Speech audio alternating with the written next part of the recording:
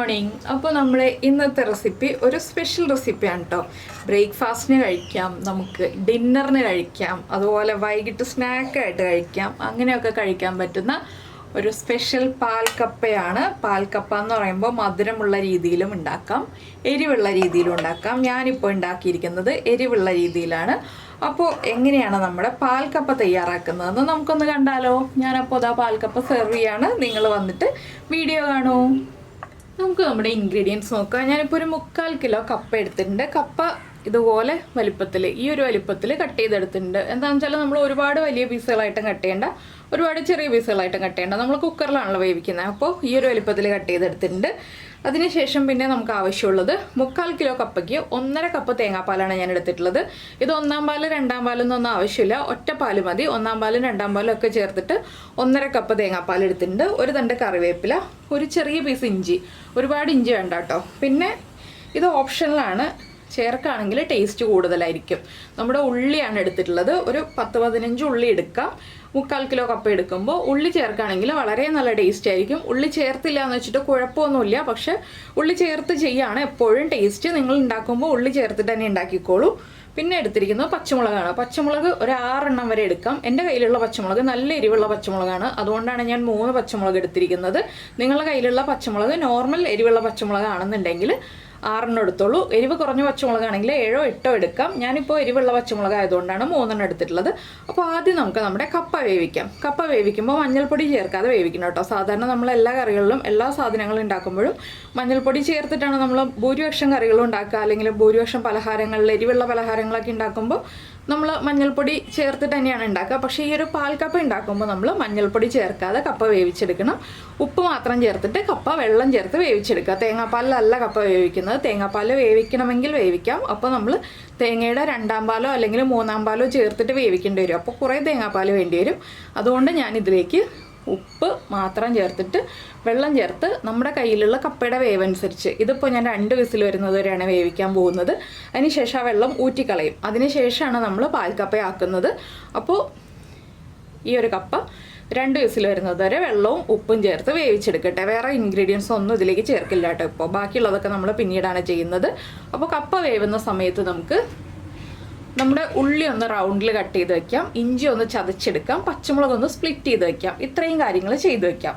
അപ്പോൾ കപ്പയും വേവിക്കട്ടെ, ഇത്രയും കാര്യങ്ങൾ ഞാൻ ചെയ്തു വെക്കട്ടെ.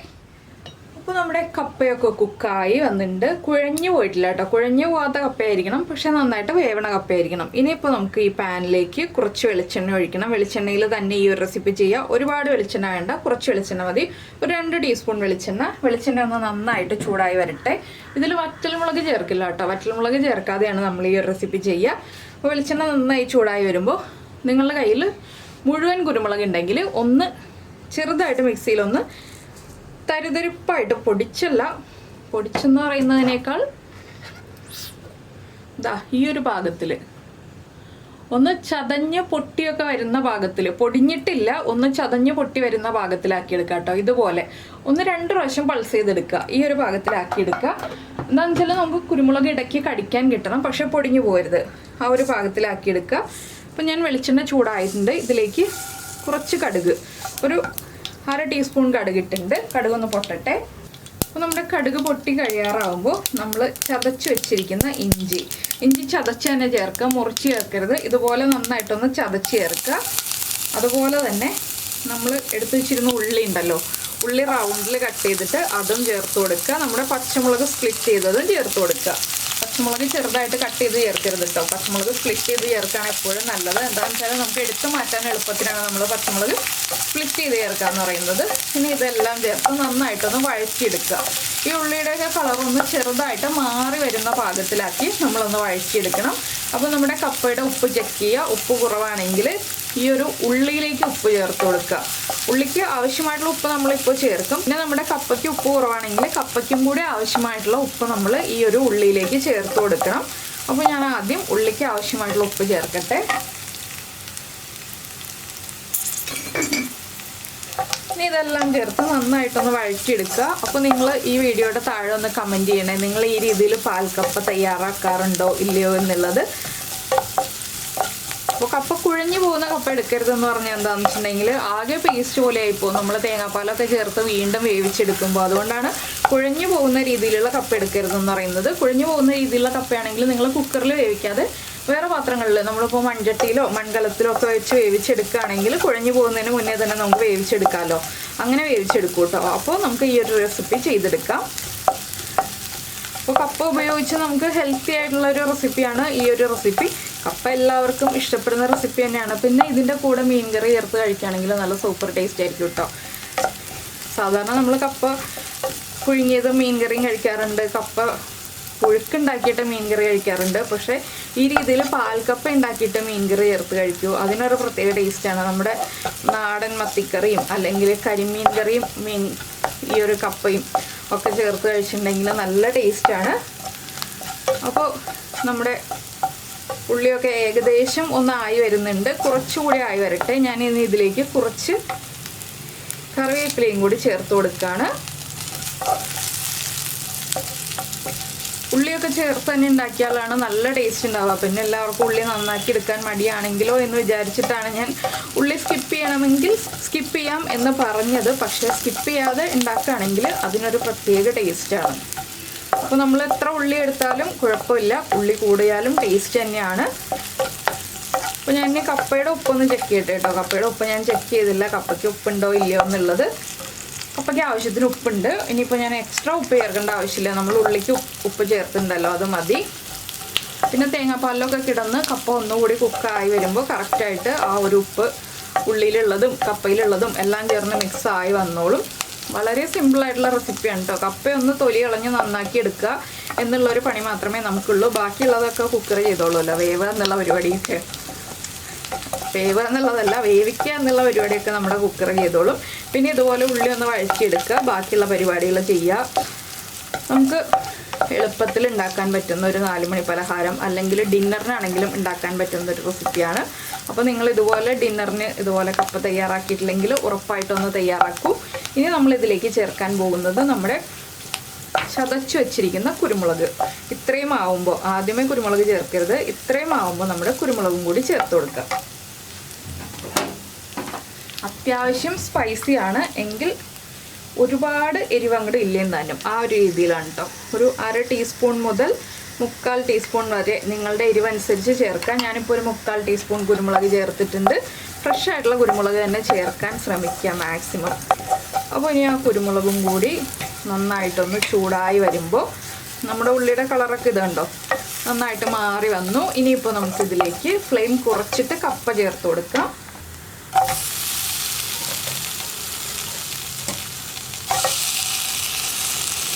ചില കപ്പ കാണുമ്പോൾ തന്നെ നമുക്കറിയാം കേട്ടോ, നല്ല വെള്ള കളറിലുള്ള കപ്പയായിരിക്കും. അത് കാണാനൊരു പ്രത്യേക ഭംഗിയും അതുപോലെ തന്നെ കഴിക്കുമ്പോൾ നല്ല സോഫ്റ്റ് നല്ല ടേസ്റ്റും ആയിരിക്കും കേട്ടോ. അപ്പോൾ ഈ കപ്പ അത്ര പോരാ, എനിക്കിന്ന് കിട്ടിയ കപ്പ അത്ര പോരാ, ഞാൻ പറഞ്ഞു എന്നേ ഉള്ളൂ. ഇനിയിപ്പോൾ കപ്പ ചേർത്ത് നന്നായിട്ടൊന്ന് ഇളക്കിയതിന് ശേഷം നമുക്കിതിലേക്ക് നമ്മുടെ മെയിൻ ഇൻഗ്രീഡിയൻ്റായ തേങ്ങാപ്പാൽ ചേർത്ത് കൊടുക്കാം. അപ്പോൾ ഇത് കുട്ടികൾക്കൊക്കെ കൊടുക്കാനാണെങ്കിൽ നമ്മുടെ കുരുമുളക് മാത്രം ചേർക്കാം കേട്ടോ. പച്ചമുളക് സ്കിപ്പ് ചെയ്തേക്കണേ. തീരെ ചെറിയ കുട്ടികളല്ല ഞാൻ ഉദ്ദേശിച്ചത്. സ്കൂളിലൊക്കെ പഠിക്കുന്ന കുട്ടികളൊക്കെ ആണെങ്കിൽ, എരിവ് കഴിക്കുന്ന കുട്ടികളാണെങ്കിലും പച്ചമുളക് ഒഴിവാക്കിയിട്ട് നിങ്ങൾ കുരുമുളക് മാത്രം ചേർത്തിട്ട് നമ്മുടെ ഈ റെസിപ്പി ചെയ്യുക. ഇനി നമുക്കിതിലേക്ക് തേങ്ങാപ്പാൽ ചേർക്കാം. അപ്പോൾ നിങ്ങൾ വിചാരിക്കും ഇത്രയും കപ്പയ്ക്ക് എന്തിനാണ് ഞാൻ ഇത്രയും തേങ്ങാപ്പാൽ ചേർക്കുന്നതെന്നുള്ളത്. ഇനി എന്താണെന്ന് വെച്ചാൽ ഈ തേങ്ങാപ്പാലിൽ കിടന്ന് നമ്മുടെ കപ്പയൊന്ന് വെന്ത് തേങ്ങാപ്പാലൊക്കെ ഒന്ന് കുറുകി വരണം. കുറച്ച് സമയമെടുക്കുന്നൊരു പ്രോസസ്സാണ്. നമ്മൾ വേറെ പ്രത്യേകിച്ച് ജോലിയൊന്നും ചെയ്യണ്ട, ഇതൊന്ന് ഇടയ്ക്ക് ഇളക്കി കൊടുത്താൽ മതി, വേറെ ഒന്നും ചെയ്യാനില്ല. ഈ ഒരു സമയത്താണെങ്കിൽ നമുക്ക് ഉപ്പ് കുറവാണെങ്കിൽ ഉപ്പ് ചേർത്ത് കൊടുക്കാം കേട്ടോ. ഈ ഒരു സമയത്ത് നിന്നല്ല, ഇത് കുറച്ചുകൂടി കുറുകി വരുന്നൊരു സമയത്താണെങ്കിലും ആ ഉപ്പ് കുറവാണെങ്കിൽ ഉപ്പ് ചേർത്ത് കൊടുക്കാം. ഇതിലേക്ക് വേറെ ഇനി എക്സ്ട്രാ ഒന്നും ചേർക്കാനില്ല, ഇതൊന്ന് കുറുകി വരിക എന്നുള്ളൊരു പരിപാടി മാത്രമേ ഉള്ളൂ നമുക്ക്. അപ്പോൾ ഇതൊന്ന് തിളച്ച് കുറുകി വരട്ടെ. തിളയ്ക്കുന്നത് കൊണ്ടാണ് ഞാൻ പറഞ്ഞത് 1-ാം പാലും 2-ാം പാലും എന്ന് വേറെ വേറെ എടുക്കുകയൊന്നും വേണ്ട, എല്ലാം ഒരുമിച്ച് തന്നെ ചേർക്കാം എന്ന് പറഞ്ഞത്. അപ്പോൾ ആ ഉള്ളിയൊക്കെ മൊരിഞ്ഞതിൻ്റെ ആ ഒരു ബ്രൗൺ ഷെയ്ഡൊക്കെ വന്നിരിക്കുന്നുണ്ടോ, പച്ചമുളകിൻ്റെ പച്ചക്കളറും ഉള്ളിയുടെ ആ ഒരു ബ്രൗൺ കളറും എല്ലാം കൂടി വരുമ്പോൾ നല്ല അടിപൊളി കളറായില്ലേ. അപ്പോൾ എന്തായാലും നിങ്ങളിതൊക്കെ തയ്യാറാക്കി നോക്കുക. ഞാനിതിനി കുറുകി കഴിഞ്ഞിട്ട് കാണിച്ചു തരാം. അടച്ചു വെക്കേണ്ട, തുറന്ന് വെച്ചിട്ട് തന്നെ വേവിച്ചോളൂ. അടച്ചു വെച്ചിട്ടുണ്ടെങ്കിൽ ഇങ്ങനെ പതഞ്ഞ് പൊങ്ങി വരും. അപ്പോൾ തുറന്ന് വെച്ചിട്ട് തന്നെ നമുക്ക് വറ്റിച്ചെടുക്കാം. അപ്പോൾ ഇതാ നമ്മുടെ പാൽക്കപ്പ റെഡി ആയി കഴിഞ്ഞു. തേങ്ങാപ്പാലൊക്കെ ഇത് കണ്ടോ നന്നായിട്ട് വറ്റി കുറുകി വന്നിട്ടുണ്ട്. ഇത്രയും മതി. ഉപ്പ് ചെക്ക് ചെയ്യുക. ഉപ്പ് കുറവാണെങ്കിൽ ഉപ്പ് ആഡ് ചെയ്ത് കൊടുക്കുക. ഈ ഒരു സ്റ്റേജിലാണെങ്കിൽ ഉപ്പ് ആഡ് ചെയ്ത് കൊടുക്കുക. ഇത്രയേ ഉള്ളൂ നമ്മുടെ പാൽക്കപ്പയുടെ പരിപാടി. അപ്പോൾ ഞാൻ എന്താ ഫ്ലെയിം ഓഫ് ചെയ്യാണ്. ഇനി നമുക്കിതിലേക്ക് ഒന്നും ചേർക്കാനില്ല, നമുക്ക് സെർവ് ചെയ്യാം. അപ്പോൾ നിങ്ങൾക്ക് ഈ ഒരു വീഡിയോ ഇഷ്ടമായിട്ടുണ്ടെന്നുണ്ടെങ്കിൽ ഉറപ്പായിട്ടും നിങ്ങളൊന്ന് ലൈക്ക് ചെയ്യാനും ഷെയർ ചെയ്യാനും അതുപോലെ തന്നെ നമ്മുടെ വീഡിയോയുടെ താഴെ ഇഷ്ടമായോ ഇല്ലയോ എന്ന് കമൻറ്റ് ചെയ്യാനും മറന്നുപോയില്ലല്ലോ. അപ്പോൾ നമുക്ക് എന്തായാലും നമ്മുടെ അടുത്തൊരു റെസിപ്പിയുമായിട്ട് അടുത്ത ദിവസം വീണ്ടും കാണാം.